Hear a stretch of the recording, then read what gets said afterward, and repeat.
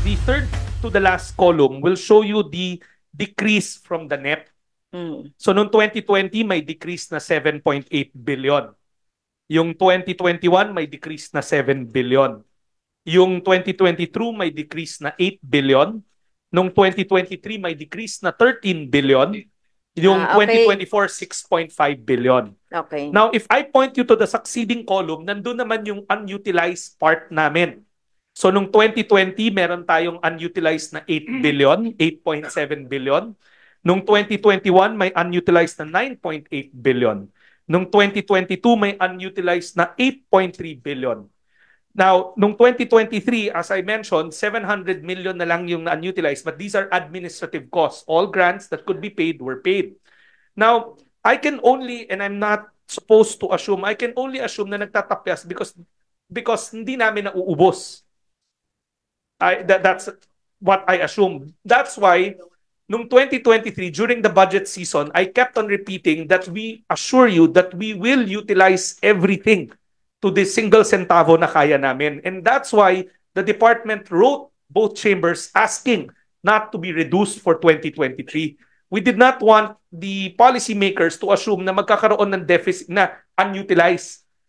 We were already raising the red flag na because of the aggressive cleanup initiated by Secretary Tulfo, Kong Tulfo, he initiated it, he started it, tinuloy lang namin. We knew na matatapos yung cleanup. And that's why we said, sana wag bawasan kasi magiging due na yung mga grants na yan. Yes, oo. Thank you for the explanation, Sec Rex, Mr. Chair. So yun nga sinasabi ko kanina, from 2023, so ang ibig sabihin nag-decrease ng 13 billion, tama po, no? Tapos itong 2024 ay 6.5 billion. Pero hindi naman, ibig sabihin hindi naman yung purpose natin dito, no? Sabihin kung saan yung pinanggalingan. Siguro isang meeting pa yan, Chair, kung saan talaga, kung paano, para ma-explain din. So, yan nga po yung sinasabi natin na sa BICAM. So, hindi na natin alam, ma-determine kung sino nag-propose, sino nag-cut, sino nag-insert, etc. Kasi wala na tayo doon. Karamihan sa atin, wala na doon. Ang sinasabit na lang sa atin, yung ilan yung nabawasan, ilan yung nadagdagan, kung paano. So napakahalagang programa itong 4Ps na dapat ay hindi ganon yung nagiging attitude ng pagkakat or mas dapat mga dagdagan no. Kasi sinasabi nga ng DSWD, Mr. Chair, doon sa isa sa ilang mga meeting natin, kulang pa nga sila sa administrative cost, kaya hindi sila makapagdagdag ng mga empleyado para mag-implement. Kasi sa COA report, talagang kulang na kulang talaga yung pag-i-implement nito, Mr. Chair. So, ang tanong ko, Mr. Chair, nagsimula ang 4Ps, paalala nyo sa akin, Sec, kailan ba nagsimula yung 4Ps? 2000, oh yeah, 2010, and then itong 4.4 million na beneficiaries natin, fix ba yan? Or from listahanan 1, 2, and 3? At sinasabi nyo, pinaka-accurate na ngayon ay yung listahanan 3. Tama po ba? Mr. Chair, as mentioned, the 4.4 appears in the Philippine Development Plan. Now, yun ang ginagamit ng mga agency sa development programs niya.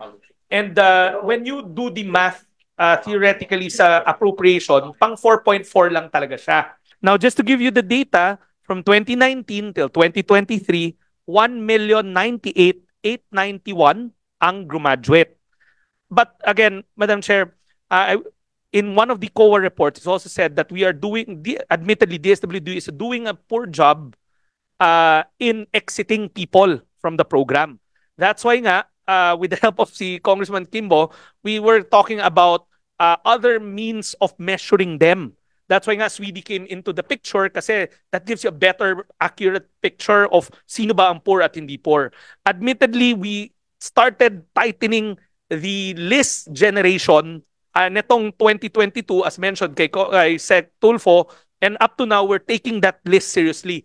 In fact, this year, we're going to do the Sweden again to make sure that we can exit those that we can exit. Mr. Chair, on top of the 400,000, yung 400,000, lilinawin ko, sila ho yun nasa listahan ng 1, listahan ng 2, pero nawala sila bigla sa listahan ng 3. Okay. We're just fine-tuning, making sure na talagang mahanap namin sila. Now, pagka na-determine na unlocated na, or hindi na sila poor. We have a standing wait list of 600,000 That that we can that draw. were validated Yes, but we already. can revalidate, validated, and okay. revalidate before we Okay. enter them into the program. Okay. So, yun po yung po-propose natin na idadagdag natin sa mga beneficiary come budget. I'm not Yan sure ba? kung pwede natin idagdag lagpas ng 4.4, pero maaring sila yung gamitin natin kapalit. Yes. Kapalit. Oo. So, inaasahan natin by the year 2024. So, may gagraduate na 500K. Tama po ba, Mr. Chair? Ang sa GAA target ho, it's 1 million ang gagraduate, which we know is quite hard. But we'll make sure to try to do the necessary efforts to get them, not to get them out, but to help them graduate from the program. Okay. Yes, Mr. Chair. Isang paglilinaw lang. So, as a result of this cut, this budget cut, sir, linawin niyo lang sa amin once and for all. Ano ba yung effect, di ba? So, meron pang natanggal sa listahan? Ilan ba yan? Or number two, wala naman natanggal, pero nagkaroon ng delay in payment.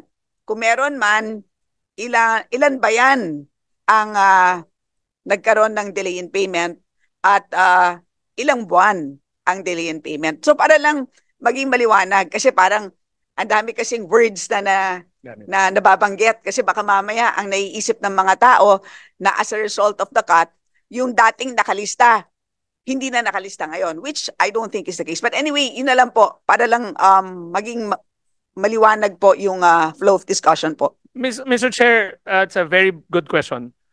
Yung mga hindi kasama sa problematic accounts, yung hindi na-delist nung una, tuloy-tuloy hong tumatanggap yon.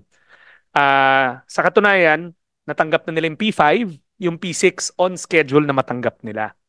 Ang nagiging affected accounts here are yung original na na-delist na binalik natin, yung mga unseen na hinahanap natin, yung bigla na lang nawala.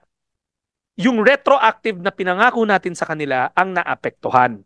Bagamat portion noon na bayaran na nung Disyembre, dahil nga meron pa rin mga unpaid na 9 billion, yan yung maapektuhan.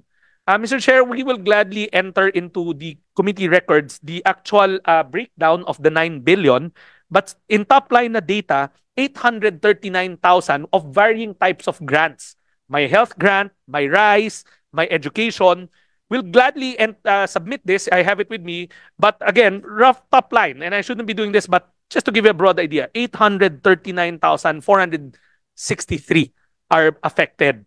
Will be affected kasi kakasubmit lang yan na sa amin na, sabi ko nga, first semester, mababayaran na dapat retroactively as we all agreed during our plenary hearing here. So yan yung maapektuhan.